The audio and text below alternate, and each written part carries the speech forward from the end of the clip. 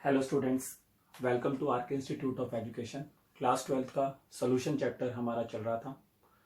तो अगर आपने मेरे प्रीवियस लेक्चर देखे हों तो उसके अंदर हमने रॉल्स लॉ के अलावा हेनरी लॉ से पहले, उसके बाद Rawls law for volatile, Rawls law for non volatile, adult solution, non adult solution showing positive and negative deviations and azeotropic mixtures, ये सभी लेक्चर्स मैंने आपके कंप्लीट कर दिए हैं। तो जिन बच्चों ने अब तक ये लेक्चर्स नहीं देखे हैं तो हमारी प्लेलिस्ट में जाइए क्लास 12 केमिस्ट्री में, और वहाँ से आप ये सभी वीडियोस आराम से देख सकते हैं। आज हम इस चैप्टर का एक बहुत ही इंपॉर्टेंट टॉपिक स्टार्ट करने जा रहे हैं, जिसमें से 100% एग्जाम में, चाहे आप सीबीएसई लेवल ले लीजिए और चाहे आप एंट्रेंस लेवल ले लीजिए, क्वेश्चन 100% पूछा जाता है। तो आइए स्टार्ट करते हैं। इस टॉपिक का नाम है कॉलिगेटिव प्रॉपर्टीज।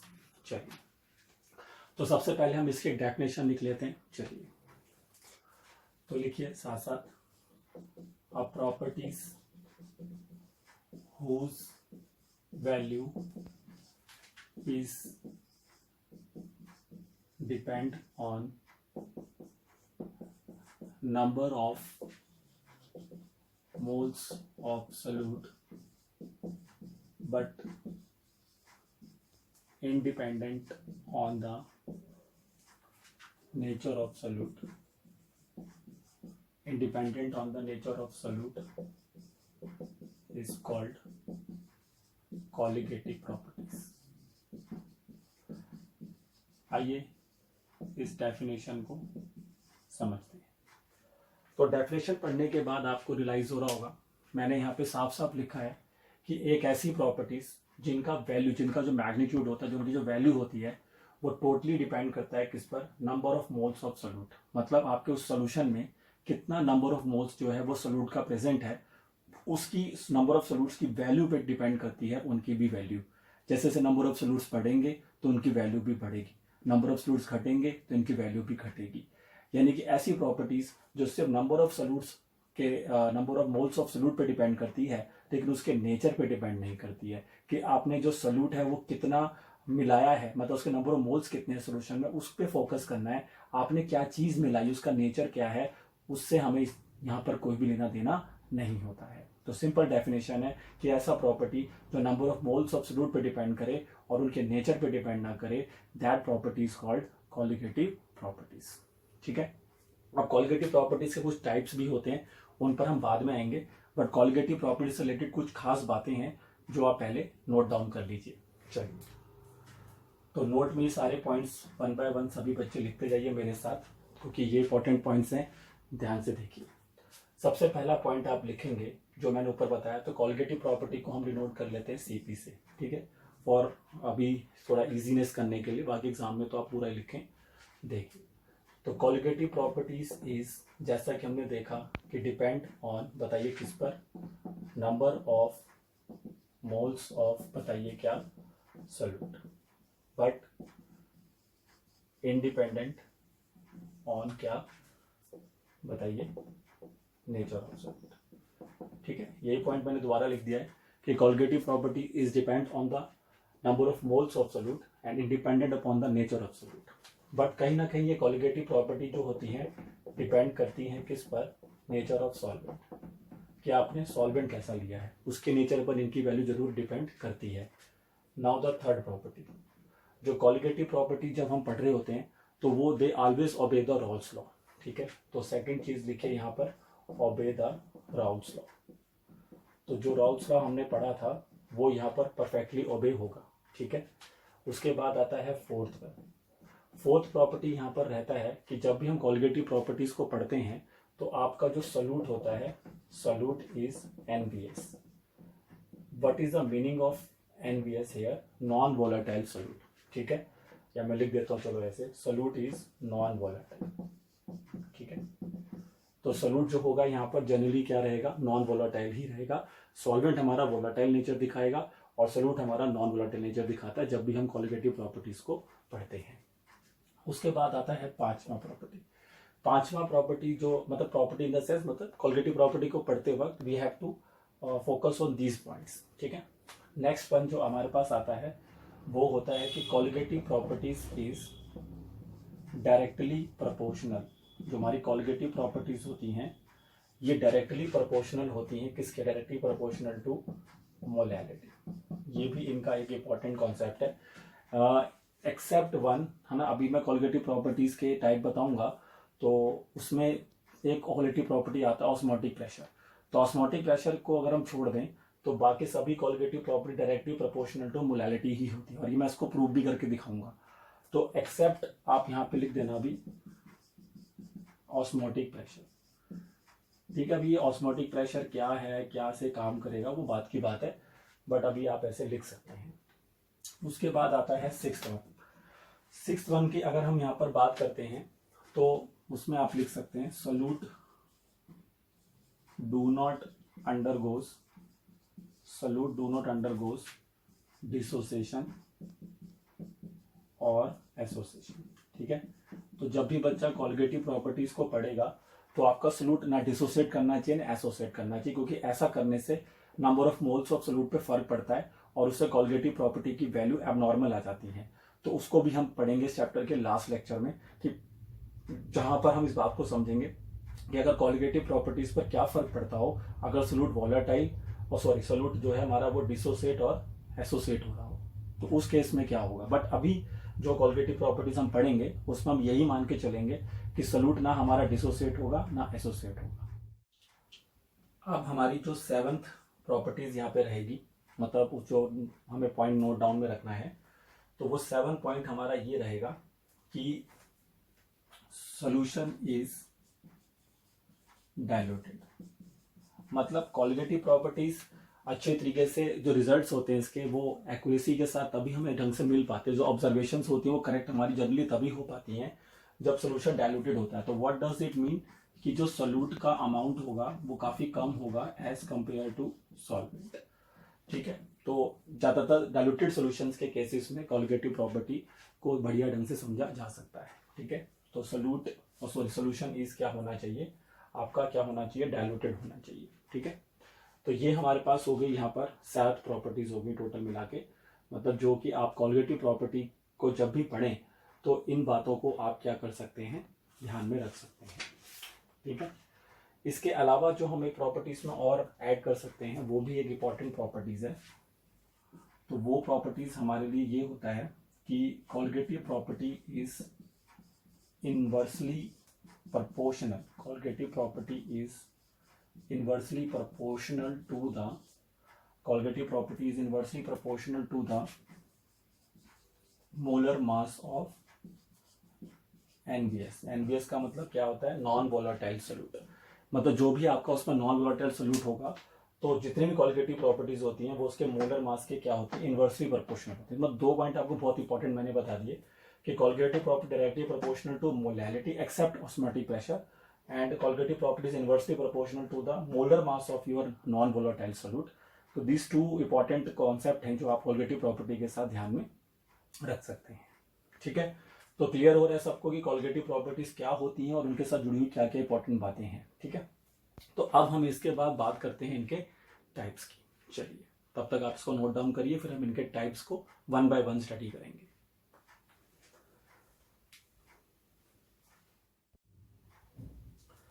तो आइए अब हम बात करते हैं टाइप्स ऑफ कॉलिगेटिव प्रॉपर्टीज की। तो इसमें हम 4 टाइप्स की कॉलिगेटिव प्रॉपर्टीज को स्टडी करते हैं। पहला प्रॉपर्टी का नाम है relative lowering of vapour pressure. Second property होती है elevation in boiling point. Fourth one is called depression in freezing point and the last one is called osmotic pressure. ठीक है, तो ये 4 कॉलिगेटिव प्रॉपर्टीज हैं जिनको हम 1 by 1 स्टडी करेंगे। आइए तो सबसे पहले हम स्टार्ट करते हैं relative lowering of vapour pressure, और उसको ज्यादा डिटेलिंग में जाने की जरूरत नहीं है क्योंकि वो हम पढ़ चुके हैं जब हमने पढ़ा था Rawls law for non volatile solute. ठीक है, चलिए तो अगर आपको Rawls law for non volatile solute सभी बच्चों को याद है तो वहां पर हमने क्या चीज पढ़ी थी, आपको याद होगा कि when we add non volatile solute to volatile to pure volatile solvent, then vapor pressure of the solution is decreases। याद है आपको कि जब हमने प्योर वोलेटाइल सॉल्वेंट लिया था और उसमें बाहर से जब हमने नॉन वोलेटाइल सोल्यूट ऐड किया था तो उसकी वजह से उसका जो बॉइलिंग सॉरी उसका जो वेपर प्रेशर था वो कम हो गया था। जितना वेपर प्रेशर वो प्योर सॉल्वेंट पहले बना पा रहा था उतना वो सोल्यूशन के अंदर पहुंचने के बाद जब उसमें एनवीएस डल जाता है तो नहीं बना पाता है। तो उससे उसके वेपर प्रेशर में याद होगा कमी आ गई थी। ठीक है, तो उसी कमी को हमने वहां पर लोवरिंग इन वेपर प्रेशर कहा था और उससे फिर हमने याद होगा एक्सप्रेशन और तैयार किया था। तो कौन से सिंबल्स हमने वहां पर यूज किए थे आपको याद होगा। एक तो पी नॉट था जिसका मतलब होता है vapour pressure of pure solvent, और आपको याद होगा उसके बाद था पी एस जिसका मतलब होता है vapour pressure of solution containing NVS. ठीक है, तो फिर आपको फॉर्मूला भी याद होगा सभी बच्चों को, और यहाँ पे एक एक्स2 लिया था आपको याद होगा जिसको हमने नाम दिया था मोल फ्रैक्शन ऑफ क्या, मोल फ्रैक्शन ऑफ एनवीएस। जिन बच्चों को ये चीज नहीं समझ में आ रही है वो मेरा लेक्चर चेक करिए, वहां पर एक लेक्चर है रॉल्स लॉ फॉर एनवीएस, तो वहां आपको जरूर ये बात क्लियर आएगी कि वहां पर हमने टॉपिक पढ़ा था आरएलवीपी, तो वहीं से मैं ये चीजें दिख रहा हूँ। तो वहां से एक्सप्रेशन हमारे पास क्या आया था आपको याद होगा, आरएलवीपी इज इक्वल टू होता था x2, यानी कि आरएलवीपी का फॉर्मूला होता था P not minus P S upon में P not is equal to में x2, याद है आपको। तो ये जो आरएलवीपी होता है ये भी एक कॉलिगेटिव प्रॉपर्टी है। ठीक है, अब मैं आपको छोटी सी बात बताता हूँ कि अगर आपको ये साबित करना है कि वो एक कॉलिगेटिव प्रॉपर्टी, तो आपको क्या प्रूफ करना है बताओ। तो आपको ये तो प्रूफ करना है कि वो डिपेंड करता है सिर्फ किस पर, number of moles of non volatile solute, मतलब जो सोल्यूट आपने इसमें डाला था उसके number of moles per depend करता है। और एक्चुअली में उस चीज को समझाने के लिए हमें यही साबित करना होता है कि जो कॉलिगेटिव प्रॉपर्टी है वो डायरेक्टली प्रोपोर्शनल टू मोलैलिटी है। This is the basic idea behind the colligative property. अगर आपको किसी भी प्रॉपर्टी को कॉलिगेटिव प्रॉपर्टी साबित करना हो तो आप सिर्फ इतना साबित कर दीजिए कि वो डायरेक्टली प्रोपोर्शनल है किसके, मोलैलिटी के, क्योंकि मोलैलिटी में सिर्फ हम किस चीज पे फोकस करते हैं, number of moles of solute upon in present in the 1000 gram of the solvent या फिर 1 kg ऑफ सॉल्वेंट। तो वहां पर हम नंबर ऑफ मोल्स पे ही फोकस कर रहे हैं क्योंकि हम अमाउंट ऑफ सॉल्वेंट तो चेंज करने वाले हैं नहीं यहाँ पर। तो इसी वजह से हम जब भी किसी कॉलिगेटिव प्रॉपर्टी के ऊपर काम करेंगे तो हम उसको सिर्फ डायरेक्टली प्रोपोर्शनल टू मोलैलिटी साबित कर देंगे, तो उससे ये प्रूफ हो जाएगा कि वो टोटली डिपेंड है किस पर, number of moles of solute. तो आइए यहाँ पर हम कैसे साबित कर सकते हैं कि ये जो आरएलवीपी होता है, जो ये फॉर्मूला है P not minus P S upon P not, ये डायरेक्टली प्रोपोर्शनल है किसके, मोलैलिटी के। तो आइए ये बात हम कैसे प्रूफ करेंगे देखिए। तो मोल फ्रैक्शन ऑफ सोल्यूट हम चेंज कर सकते हैं, तो उसको हम क्या लिख सकते हैं बताइए, N2 अपॉन में N1 प्लस N2 लिख सकते हैं कि नहीं लिख सकते हैं, बिल्कुल लिख सकते हैं। अब मैंने आपको याद है बताया था कि इफ सॉल्यूशन इज डाइल्यूटेड, क्योंकि मैंने बताया ना कि colligative property generally diluted solutions पे वर्क करती है। तो इफ सॉल्यूशन को हम क्या मान लेते हैं, डाइल्यूटेड मान लेते हैं, तो वहां पर N2 की वैल्यू बहुत ही कम हो जाएगी N1 से। Here N2 represent the number of moles of solute and N1 represent the number of moles of solvent. ठीक है, तो अगर सोल्यूशन डाइल्यूटेड होगा तो सोल्यूट की क्वांटिटी सॉल्वेंट से काफी कम होगी, तो इसलिए N1 plus N2 is approximately equal to N1 हो जाएगा। तो यहां से P not minus P S upon में पी नॉट किसके इक्वल आ जाएगा बताओ, N2 अपॉन में N1 आ जाएगा। ठीक है, now how can you find the number of moles, number of moles can be equal to given mass upon में molar mass. Similarly number of moles of solvent is equal to given mass upon its molar mass. ठीक है, where W2 represent what, mass of non-volatile solute and W1 represent the mass of solvent। ये लिख लें आप side में कहीं पे, क्योंकि मैंने यहाँ पे स्टैंडर्डाइज कर रखा है कि 1 हम किसके लिए ले रहे हैं, सॉल्वेंट के लिए, और 2 हम किसके लिए ले रहे हैं, सोल्यूट के लिए। तो if you right M1 M2 W2 W1, तो ये थोड़ा सा ध्यान रखिए आप। ठीक है, अब इसको रेसिप्रोकल कर सकते हैं कि नहीं कर सकते, कर सकते हैं बिल्कुल। तो P not minus P S upon में पी नॉट इक्वल टू क्या बनेगा बताओ, W2 अपॉन में M2, और इधर क्या आएगा बताओ, M1 अपॉन में W1। आएगा कि नहीं आएगा, बिल्कुल आएगा। अब यहां से अगर आपको मैं चीज दिखाता हूं तो अब ध्यान से आप देखिए, या फिर इस वाली वैल्यू को हम वापस नंबर ऑफ मोल्स पे ले आते हैं क्योंकि हमें मोलैलिटी की ओर जाना है ना। तो आप एक काम करो, इसको N2 को, इसको तो N2 रखो, ठीक है, ये N2 ही रखो, और इसको आप चेंज करके, ठीक है, W1 अपॉन M1 रखो, और ये M1 अपॉन में W1 कर दो इसको। ठीक है, आ रहा है क्लियर। उसके बाद इधर आ जाओ, थोड़ा सा स्पेस का कमी है, तो इसके बाद यहाँ से यहाँ देखिए, तो इधर आपके पास आ जाएगा P not minus P S upon में पी नॉट इक्वल टू, अब ये ध्यान से देखो, N2 को हम बाहर कर देते हैं और साथ में W1 ले लेते हैं, तो M1 को हम यहाँ पे कर देते हैं और ये N2 अपॉन में W1 कर देते हैं। तो M1 तो कांस्टेंट रहेगा सर, है ना। M1 क्या था, molar mass of your solvent. तो मोलर मास ऑफ सॉल्वेंट तो चेंज हो नहीं सकता, तो आप इसको P not minus P S, ध्यान से देखिए, P not minus P S upon में पी नॉट इक्वल टू में m1, और ये सर क्या है N2 अपॉन W1 का मतलब क्या होगा, N2 मतलब क्या, नंबर ऑफ मोल्स ऑफ किसका, सोल्यूट, और W1 का मतलब क्या, मास ऑफ सॉल्वेंट। तो number of moles of solute present in क्या, given mass of the solvent, it becomes molality. ध्यान से देखिए, N2 अपॉन W1 को हम क्या लिख सकते हैं, मोलैलिटी, और M1 is a constant value, तो वी कैन राइट कि P not minus P S upon में P not directly proportional to molality. आ रहा है सबको समझ में, ये एक्सप्रेशन देखिए ध्यान से जो मैंने यहाँ पे लिखा है, क्योंकि M1 is a constant quantity, because you can't change the M1, M1 is means molar mass of solvent and you can't change that value. और ये क्लियर होना चाहिए सबको, N2 अपॉन में W1, N2 means number of moles of solute and W1 is means mass of your solvent. तो number of moles को अगर आप मास ऑफ सॉल्वेंट से डिवाइड करेंगे तो यू गेट मोलैलिटी, तो इसलिए मैंने इसको इस जगह पे मोलैलिटी लिख दिया, और ये तो कांस्टेंट है, इसको हटा दिया, तो P not minus P S upon P not which is RLVP, relative lowering in vapour pressure, is directly proportional to molality. तो इससे साबित होता है कि RLVP is a colligative property. आ रहा है सबको समझ में कि कैसे हमने साबित कर दिया कि relative lowering in vapour pressure एक कोलिगेटिव प्रॉपर्टी होता है। तो बाकी बस हमारे लिए मेन फॉर्मूला तो यही है जो आप यूज करेंगे, और इसके अलावा फिर ये फॉर्मूलेस भी हैं जो मैंने बनाए हैं यहाँ पर, जैसे कि ये फॉर्मूला काम का है हमारा, और इसको भी अगर हम चेंज कर सकते हैं, है ना, अपने हिसाब से, बट बेसिक फॉर्मूला तो सर यही है x2। उसके बाद आप x2 को जैसे मर्जी मैनिपुलेट करें, इट डिपेंड्स ऑन यू। तो आई होप आपको क्लियर हो रहा होगा कि कैसे हम ये चीज़ समझ पा रहे हैं कि RLVP जो है रिलेटिव लोअरिंग वेपर प्रेशर है, वो एक कोलिगेटिव प्रॉपर्टी है, और उसको समझना भी आसान है, बिकॉज मैंने अभी बताया ना कि जब आप ने rods law for non volatile मेरा पढ़ा हो, तो वहाँ पे हमने पढ़ा था कि जब हम सॉल्वेंट के अंदर बाहर से क्या मिलाते हैं, NVS मिलाते हैं, तो फिर वो NVS उसके वेपर प्रेशर डिक्रीज करता है ना, ये चीज़ पढ़ी हुई है आपने, क्या वो तो नॉन वोलेटाइल है, तो वोलेटाइल नेचर तो है नहीं उसका, तो वेपर तो बनाएगा नहीं। तो ऑब्वियसली बात है, जितना ज़्यादा number of moles of NVS का वहाँ पे रखोगे तो उतना ही कम आपका वेपर प्रेशर वहाँ पे होता चला जाएगा। तो इसलिए RLVP is directly proportional to हो गया एक तरीके से क्या, नंबर ऑफ मोल्स ऑफ क्या, योर सोल्यूट पार्टिकल्स। तो इसी वजह से ये कोलिगेटिव प्रॉपर्टी में आ जाता है। क्लियर हो रहा है? तो अब इसको हम थोड़ा ध्यान में रखते हैं, और अब इसके ऊपर हम क्या बनाते हैं, न्यूमेरिकल्स बनाते हैं, थोड़े 2-3 न्यूमेरिकल्स करेंगे तो और क्लैरिटी मिलेगी कि कैसे RLVP पे क्वेश्चन पेपर में पूछे जा सकते हैं। ठीक है, तो आई होप आपको समझ में आया होगा कि RLVP कैसे कोलिगेटिव प्रॉपर्टी है। तो इसको कॉपी करिए, फिर हम इस पर न्यूमेरिकल्स बनाते हैं। चलिए,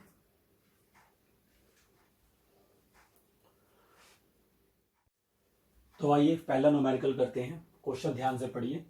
what is the mass of non volatile solute which should be dissolve in 114 gram of octane to reduce its vapour pressure to 80%? Molar mass of solute is given 40 gram per मोल।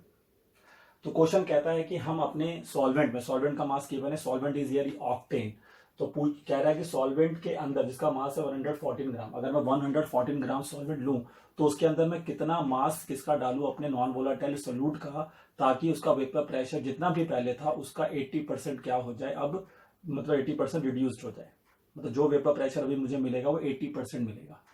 समझ में आ रहा है? 80 ऐसे करें, reduced क्या लिखा होगा, to its vapour pressure to 80%, मतलब जितना भी पहले था, तो अब कितना मास हम डालें NVS का, ताकि जो वेपर प्रेशर अब हमें मिले वो पहले का 80% हो जाए। ठीक है, आइए कैसे करेंगे। तो सबसे पहले जो गिवन चीजें हैं उनको थोड़ा ढंग से लिख लेते हैं। तो सबसे पहले हमारे पास है यहाँ पर जो सबसे इंपॉर्टेंट चीज आ रही है वो है मोलर मास ऑफ सोल्यूट। तो मोलर मास ऑफ सोल्यूट को हम डिनोट करेंगे M2 से। मैंने पहले ही बता दिया, 1 I take for solvent and 2 I take for solute. तो molar mass of NVS, that means M2 is 40 gram per mole. Now we have here 114 gram of octane. This is the given mass of octane. That means mass of solvent, और solvent का काम हमारे लिए कौन कर रहा है, octane. इसको डिनोट करेंगे हम W1 से 114 gram, because we need the molar mass of solvent also. तो यहाँ पर हम उसका मास भी निकाल लेंगे। तो मोलर मास ऑफ ऑक्टेन अगर हम निकालना चाहते हैं, दैट विल बी M1। तो what is the formula of octane? Octane का फॉर्मूला होता है सर C8H18। ठीक है, C8H18। तो आप इसका मोलर मास निकाल लेना। ठीक है, 8 इंटू क्या करोगे 12, और 18 हाइड्रोजन के लिए आ जाएगा, तो इसका भी मोलर मास जो आएगा 114 ग्राम पर मोल ही आएगा। कैलकुलेट कर लेना। ठीक है, तो उसके बाद अब हमें निकालना क्या है ना, हमें निकालना है the mass of your NBS, that means W2 हमें फाइंड करना है कि कितना मास हमने NBS का मिलाया होगा। अब आपको याद होगा P0 and there is a PS, ठीक है। तो P0 तो मतलब होता है प्योर सॉल्वेंट का वेपर प्रेशर। तो here the value of your solution, vapour pressure of your solution जो आपको मिलेगा यहाँ पे PS, वो 80% होगा किसका, P0 का, अकॉर्डिंग टू द क्वेश्चन। यही बोला गया है कि 80% ऑफ दैट जो उसकी प्रीवियस वैल्यू थी उससे, ठीक है। तो इसको अगर हम थोड़ा सॉल्व कर लें तो यहाँ से हम लिख सकते हैं PS upon P0 equal to 0.8, ठीक है। ये कैंसिल आउट अगर हो जाएगा तो उससे 0.8 आ जाएगा, ठीक है। तो PS अपॉन P0 की हमने इस तरह से निकाल के रख ली ताकि इसको हम आगे यूज कर सके। आप चाहें तो PS equal to 0.8 times of P0 भी रख सकते हैं, कोई दिक्कत नहीं है। तो नाउ अप्लाई द फॉर्मूला। तो व्हाट इज योर फॉर्मूला, याद करें, P0 माइनस PS अपॉन में P0 माइनस PS अपॉन में P0 इज इक्वल टू में x2, यही फॉर्मूला था। इसको थोड़ा सा और सिंप्लीफाई कर लेते हैं, तो इसको ऐसे लिख सकते हैं, ध्यान से देखो, 1 माइनस PS अपॉन में P0 और what can be your x2, N2 upon में N1 प्लस N2। अब आप चाहें तो इसको मतलब इसी से बना लें या फिर सोशो डाइल्यूटेड मान के भी कर सकते हैं, ठीक है। अगर हमारे को भी पता नहीं ना कितना मास है तो हम ले सकते हैं। बाकी अगर हमें पता है कि मास ऑफ सोल्यूट इतना है तो उसके आइडिया लग जाता है कि भाई सोल्यूट का मास बहुत कम है कि बहुत ज़्यादा है, तो उसके हिसाब से डाइल्यूटेड हम ले सकते हैं। बट अभी हम डाइल्यूटेड मान के चल रहे हैं, ठीक है। तो लिख लेते हैं इफ, इससे बस क्या होता है थोड़ा कैलकुलेशन आसान हो जाता है। इफ सोल्यूशन इज डाइल्यूटेड, तो आपको याद होगा क्या लिखना होता है, बस इतना लिख देना, N2 is very very less than N1, so N1 plus N2 is nearly equal to N1, ठीक है। क्लियर हो रहा है सबको। तो उसके बाद आ जाइए, तो फॉर्मूला बन जाएगा P0 माइनस PS अपॉन में 1 माइनस PS अपॉन में P0, 1 माइनस PS अपॉन में P0 equal to N2 upon में N1, यही बनेगा। और N2 की जगह पर आप क्या लिख सकते हैं बताओ, W2 अपॉन M2, और इसकी जगह पे W1 अपॉन में M1। आ रहा है समझ में। Now it becomes 1 minus PS upon P0 equal to W2 upon में M2, और ये रेसिप्रोकल होकर M1 अपॉन में W, ठीक है। अभी हमने बढ़िया सा एक फॉर्मूला तैयार कर लिया। अब इसमें हम सारी वैल्यूज को क्या कर देंगे, पुट कर देंगे, ठीक है। तो उसको मैं आपको यहाँ पर पुट करके दिखा देता हूँ, चलिए। तो इसके बाद यहाँ आ जाएंगे, तो 1 माइनस लिखा, what is the value of PS upon P0, तो PS upon P0 is 0.8। Now आइए यहाँ पर W2 हमें फाइंड करना था, what is your M1, molar mass of solvent 114 by the M2 हमें 40 दिया था, and what is value W1 also 140, तो इससे कैंसिल हो गया, इट इज 0.2 W2 अपॉन 40, तो W2 is equal to 0.2 into में 40। तो now what is the value of W2, इसको क्या लिखेंगे 2/10, देन इट विल बिकम्स 8 ग्राम। तो दैट मीन्स हमने 8 ग्राम NBS उसमें मिलाना होगा ताकि उस सोल्यूशन का वेपर प्रेशर 80% जो हो जाएगा उसकी जो प्योर सॉल्वेंट का वेपर प्रेशर था उससे। आ रहा है समझ में। तो काफ़ी इंपॉर्टेंट न्यूमेरिकल है, तो ध्यान से देख लीजिए कैसे मैंने इसको किया है। चलिए, तो उसको कॉपी करिए, फिर नेक्स्ट न्यूमेरिकल बनाते हैं। चलिए,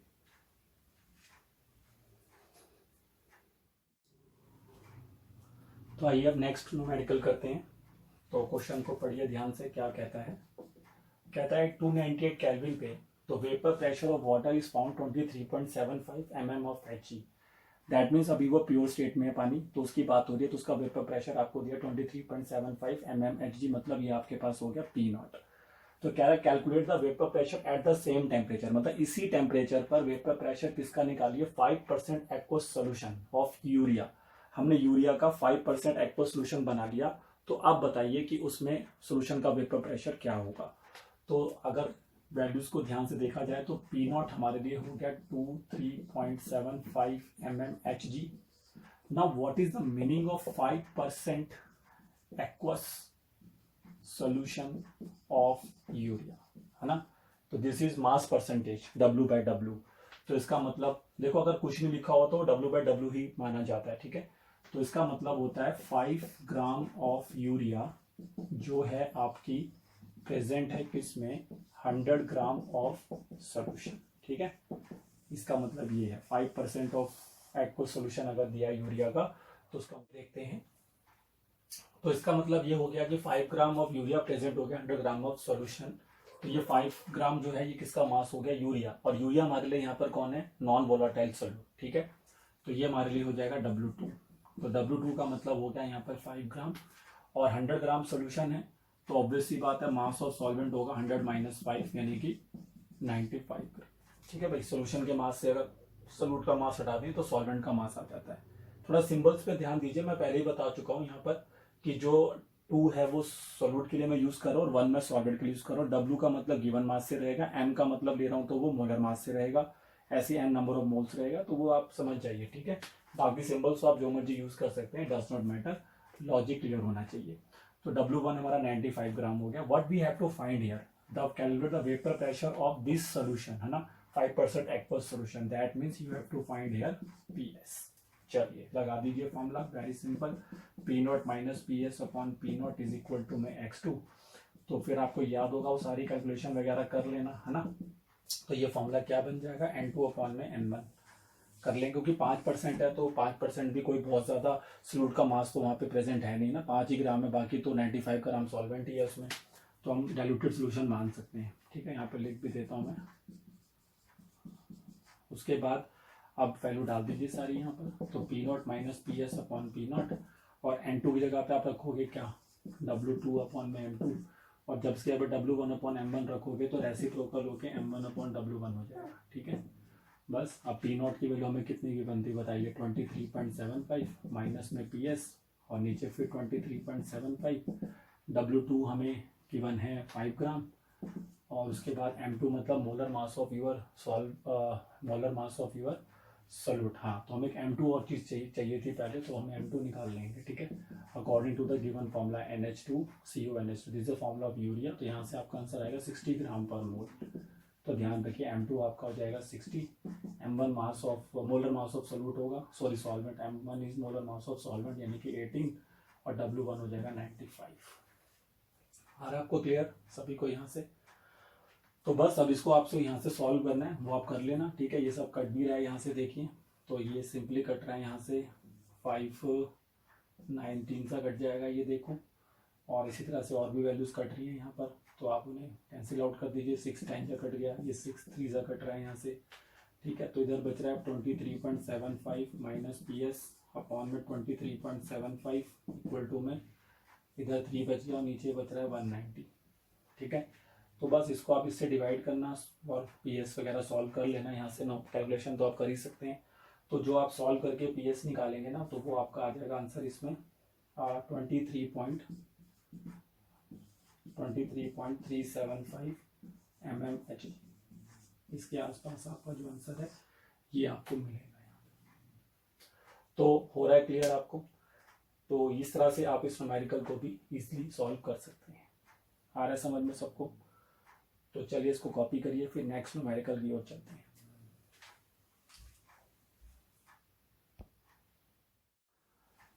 तो आइए अब नेक्स्ट क्वेश्चन बनाते हैं। क्वेश्चन को ध्यान से रीड करिए। A solution containing 30 gram of non-volatile solute in 90 gram of water has vapor pressure of 2.8 kilopascal at 298 Kelvin। कहता है कि अगर हम 90 ग्राम वाटर में 30 ग्राम NVS मिलाते हैं तो उससे सोल्यूशन का वेपर प्रेशर कितना मिलता है, 2.8।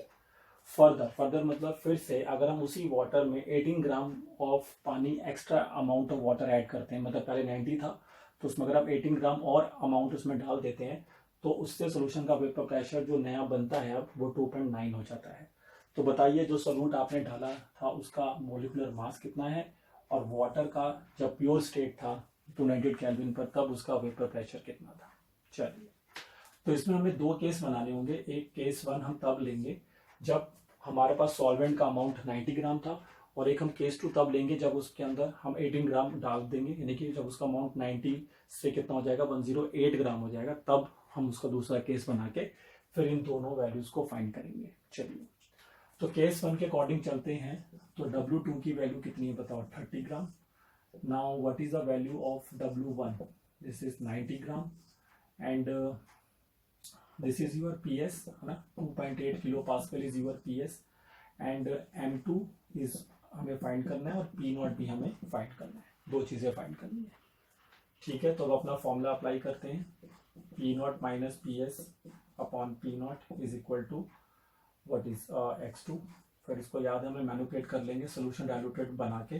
तो मैं बार बार नहीं कर रहा हूँ, पिछले क्वेश्चन में मैंने किया ऐसा काम, तो वहाँ से आप डायरेक्टली उसको देख लेना। तो इसका फॉर्मूला निकल कर आएगा, फिर आपका सॉल्व होने के बाद आप कर लेना, मैं डायरेक्ट लिख रहा हूँ। तो ये हो जाएगा फिर आपका W2 अपॉन में M2, और इधर आ जाएगा आपका M1 अपॉन में W1। ठीक है, जब सोल्यूशन डाइल्यूटेड होता है तो हम यही फॉर्मूला यूज करते हैं। तो इसको अगर हम अलग अलग कर लें तो ये बन जाएगा आपका 1 माइनस पी एस अपॉन में पी नॉट, और इधर रहेगा W2 इंटू में M1 अपॉन में M2 इंटू में W1।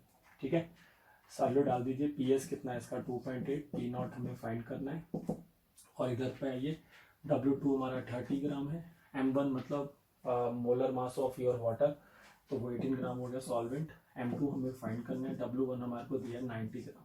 ठीक है, तो 18 5 ज़ा 90 और 5 6 ज़ा 30, तो 1 माइनस 2.8 अपॉन में P not is equal to 6 upon में M2, और वी कैन सेट कि P 2.8 अपॉन में P naught equal to 1 minus 6 upon में M2।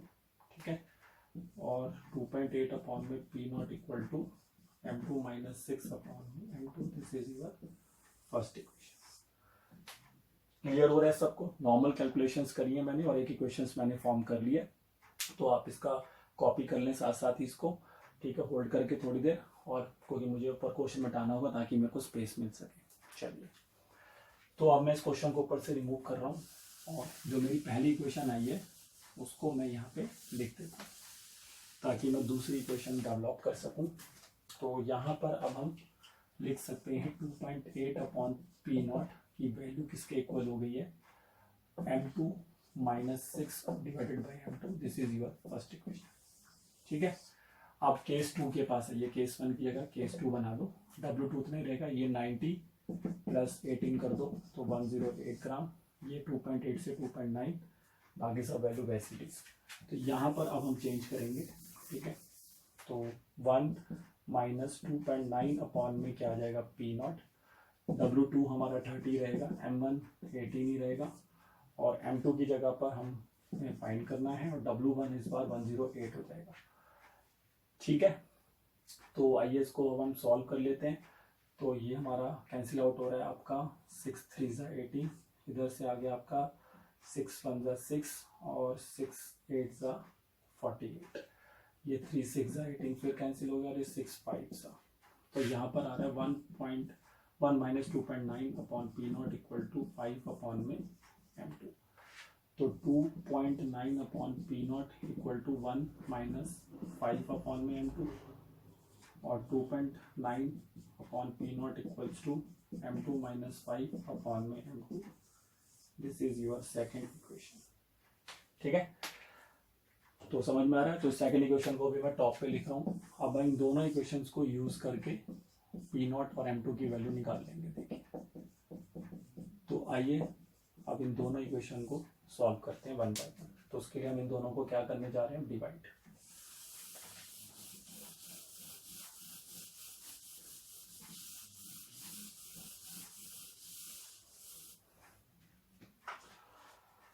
तो अब हम इन दोनों इक्वेशंस को एक दूसरे से क्या कर देंगे, डिवाइड कर देंगे। ठीक है, तो लिख देते हैं यहाँ पर डिवाइड और सेकेंड बाय फर्स्ट। तो ये हो जाएगा 2.9 अपॉन में पी नॉट, और मल्टीप्लाई में ऊपर आएगा पी नॉट अपॉन में 2.8, इधर होगा M2 माइनस 5 अपॉन M2, और ये हो जाएगा M2 अपॉन में M2 माइनस 6। यहाँ पी नॉट से पी नॉट कैंसिल, ये 29 अपॉन 28 हो गया, और इधर से M2 कैंसिल, ये M2 माइनस 5 अपॉन में M2 माइनस 6 हो गया। अब इसको क्रॉस मल्टीप्लाई कर लीजिए, तो इधर से 29 M2 माइनस का 6 9 ज़ा कितना हो गया,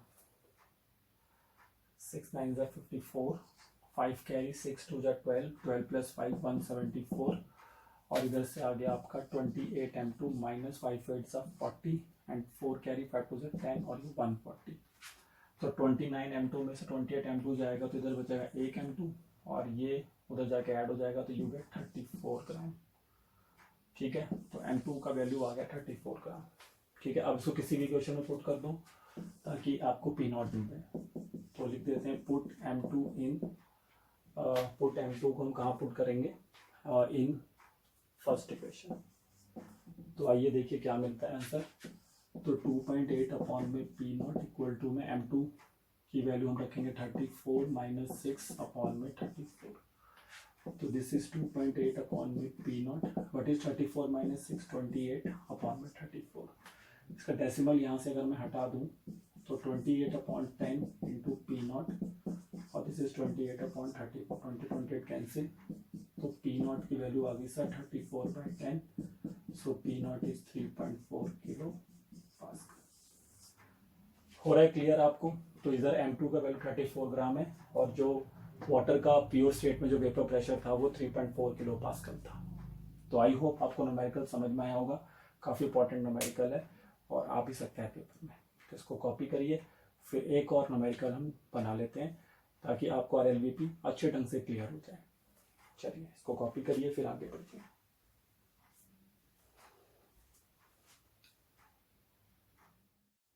चलिए नेक्स्ट क्वेश्चन पढ़ते हैं। An aqueous solution of 2% NVS हमें दे रखा है। 2% ऑफ NVS अगर हम सोल्यूशन में पुट करें तो वो प्रेशर एक्सर्ट करता है 1.004 बार, यानी कि सोल्यूशन का वेपर प्रेशर है आफ्टर एडिंग द NVS। तो आपसे पूछ रहा है कि what is the molar mass of the solute. चलिए, तो याद होगा ऐसा ही क्वेश्चन हमने पीछे में किया था।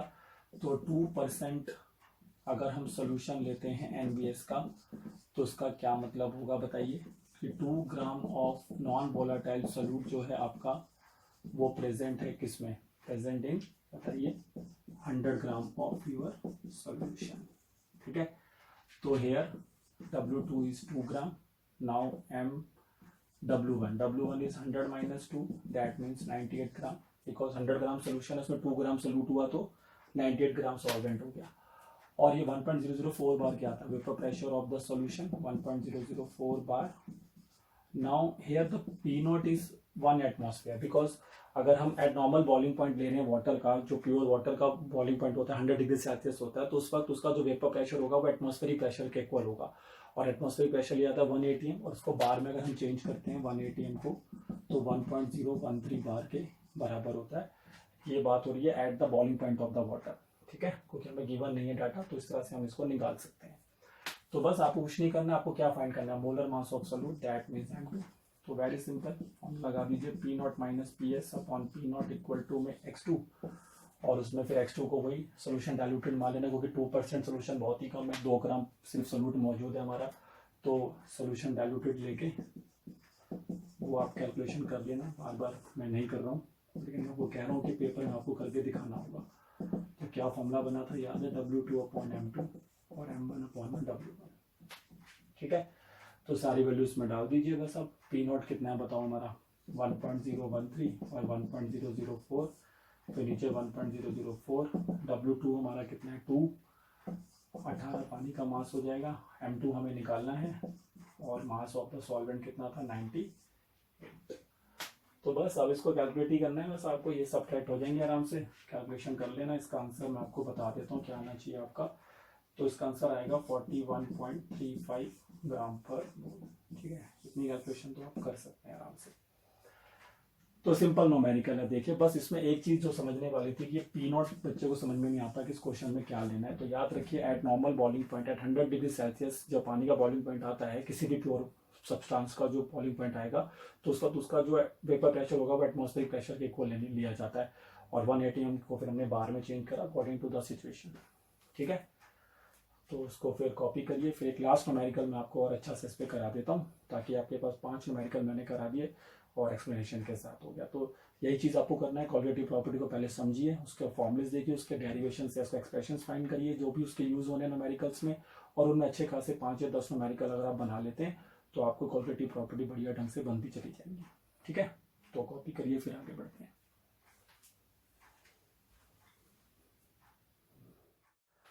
तो आइए नेक्स्ट क्वेश्चन कर लेते हैं। तो कैसे इसको मैंने बनाया आप देख लीजिए फटाफट। तो यहाँ पे क्वेश्चन पढ़िए, the vapour pressure of water is 12.3 kilo pascal दिया 300 केल्विन पे, मतलब ये प्योर वाटर का वेपर प्रेशर हो गया। क्योंकि अभी तक आपने इसमें कुछ नहीं मिला रखा। तो 12.3 इज अ प्योर वाटर का वेपर प्रेशर। तो कह रहा कि अगर हम इसमें 1 मोलर सोल्यूशन बना दें एनबीएस का, 1 मोलर सोल्यूशन बनाने का मतलब क्या हुआ कि आपने 1 मोल एनबीएस का किस में मिला दिया, 1 kg ऑफ सॉल्वेंट में मिला दिया या 1000 ग्राम ऑफ सॉल्वेंट में मिला दिया। तो फिर आप बताओ कि वहां पर सोल्यूशन का वेपर प्रेशर कितना होगा। तो इसको बनाने का तरीका क्या होगा, देखो फॉर्मूला तो हमारा यही है, P not minus P S upon P naught equal to X two. Given चीजें क्या क्या है, सिर्फ एक ही चीज गिवन है, एक तो पी नॉट गिवन है vapour pressure of pure solvent, और मोलैरिटी ऑफ सोल्यूशन गिवन है 1 मोलर। तो एक तरीका तो आपके पास ये है कि आप मोलैरिटी की मदद से मोल फ्रैक्शन निकालो। अब आप सर मोलैरिटी से मोल फ्रैक्शन कैसे आएगा, तो भाई मोलैरिटी के अंदर आपको number of moles of solute तो मिल गए ना, और साथ साथ मास ऑफ सॉल्वेंट मिल गया आपको 1000 ग्राम। तो उसकी हेल्प से आप एक्स2 निकाल लेना, number of moles of solute तो n2 तो आपका सीधा 1 ही हो गया, और n1 निकालने के लिए आपको 1000 को 18 से डिवाइड कर देना है, बस सिंपल लॉजिक है। तो वो काम कर सकते हैं, लेकिन मैंने इसको थोड़ा अलग तरीके से बनाया, देखो वो आप समझ लें। अगर एक तरीका तो समझाई दिया कि मोलैरिटी से मोल फ्रैक्शन निकालो, x2 को यहाँ पुट कर दो, सॉल्व करो, आ गया आंसर। दूसरा तरीका देखो मैंने क्या किया, P note minus P S upon P note x2 होता है, x2 को n2 upon n1 plus n2 लिखेंगे, और इसको अगर सोल्यूशन डाइल्यूटेड है तो आप इसको इसमें ऐसे कन्वर्ट कर लेना, ठीक है, सोल्यूशन डाइल्यूटेड मान लिया। अब उसके बाद आगे चलिए, तो मैंने क्या किया, n2 को तो n2 रखा है, और n1 को क्या लिखेंगे, given mass upon molar mass, मतलब n1 मतलब number of moles of solvent. तो उसको सॉल्व करके ऐसे पुगल किया तो मैं यहाँ आ गया। अब ये हो गया n2/W1। तो what is n2/W1, n2 means number of moles of solute, और W1 मतलब मास ऑफ सॉल्वेंट। तो ये मोलैरिटी बन गया आपके लिए एक तरीके से, और m1 का मतलब molar mass of your solvent, that means पानी का मोलर मास जो कि 18 होता है। लेकिन यहाँ थोड़ा सा गड़बड़ आप क्या बच्चा कर सकता है, यूनिट्स का गड़बड़ कर सकता है, क्योंकि देखो m1 मैंने लिया 18 ग्राम पर मोल, 18 ग्राम ले लिया पर मोल, और यहाँ अगर मैं n2/W1 को सीधा मोलैरिटी में लिख देता हूँ और मैं सीधा 1 मोलर पुट कर देता हूँ, तो इसमें तो मैंने जो मास ले रखा है सॉल्वेंट का वो 1000 ग्राम या फिर 1 kg में मतलब लिया जाता है। मोलैरिटी में 1 kg ऑफ सॉल्वेंट होता है ना, तो उस kg को हमें ग्राम में एक तरीके से कन्वर्ट करना पड़ेगा। तो आप चाहो तो इसको चेंज कर लो या इसको चेंज कर लो, किसी एक को तो आपको चेंज करना पड़ेगा, ताकि ये सब चीज़ें या kg में आ जाए, सब चीज़ें ग्राम में आ जाए, तो कोई एक चीज़ तो करनी पड़ेगी। तो मैंने इसलिए यहाँ पे नीचे 1000 यूज़ किया डिवाइड में, क्यों, क्योंकि यहाँ पर मेरा जो मोलैरिटी है वो 1 मोलर है, इसको समझिए। तो 1 मोलर का मतलब हो गया 1 मोल प्रेजेंट है 1 kg में, 1 kg ऑफ सॉल्वेंट, तो नीचे 1 kg है, तो उस kg को मुझे ग्राम बनाना पड़ेगा। तो इसलिए 1 kg की जगह मैंने क्या यूज़ कर दिया यहाँ पे 1000, ताकि सारा डाटा ग्राम में आ जाए, नहीं तो फिर ऐसे ही गड़बड़ हो सकता है।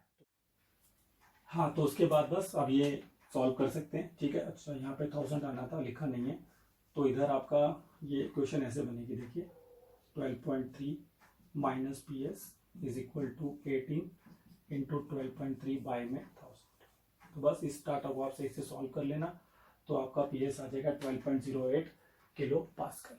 तो इस तरह से आप आसानी से देखिए इसको कर सकते हैं, ठीक है। तो देखिए इस तरह से मैंने आपको काफ़ी अच्छे 5 न्यूमेरिकल जो है यहाँ पे कराए हैं, ऐसे आप और भी न्यूमेरिकल जो है प्रैक्टिस कर सकते हैं। तो प्रोसेस यही है कि पहले उस कोऑर्डिनेटिव प्रॉपर्टी को समझिए, उसके जो फॉर्मूला है उसको समझिए, उसमें फॉर्मूले में आने वाले हर सिंबल का मतलब समझिए, रटिए मत चीज़ों को। जब सब चीज़ों को समझ के रखेंगे तो किसी भी लेवल का न्यूमेरिकल आप इजीली बना सकते हैं। तो आई होप आपको आज का वीडियो पसंद आई होगी। तो अगर पसंद आई है तो शेयर और लाइक जरूर करिए, और जिन बच्चों ने अभी तक हमारा चैनल सब्सक्राइब नहीं कर रखा है वो हमारे चैनल को सब्सक्राइब करिए, ताकि इस तरह की और भी अच्छी वीडियोस हम आपको ला के दे सकें। तो जुड़े रहिए हमारे साथ। नेक्स्ट लेक्चर में हम बात करेंगे नेक्स्ट कोऑर्डिनेटिव प्रॉपर्टी, जिसका नाम था एलिवेशन इन बॉइलिंग पॉइंट, ठीक है। तो बने रहिए हमारे साथ, मिलते हैं आपसे नेक्स्ट लेक्चर पे। Thank you.